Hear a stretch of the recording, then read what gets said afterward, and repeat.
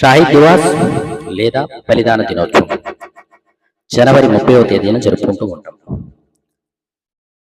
ఈ జనవరి 30వ తేదీనే మనం ఈ షాహిద్ దివాస్ ఎందుకు జరుపుకుంటాం అనే విషయాన్ని మాట్లాడుకుందాం.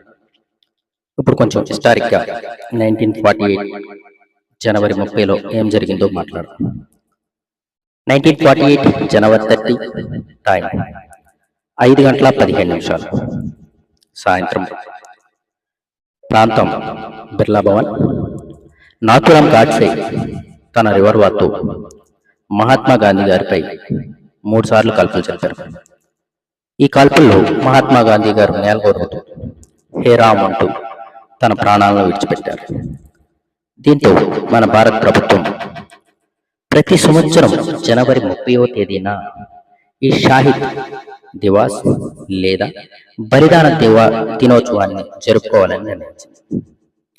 గాంధీ గారు మరణించిన తేదీని మనం ప్రతి సంవత్సరం షాహిద్ దివాస్గా జరుపుకుంటూ ఉంటున్నాం. Thank you so much.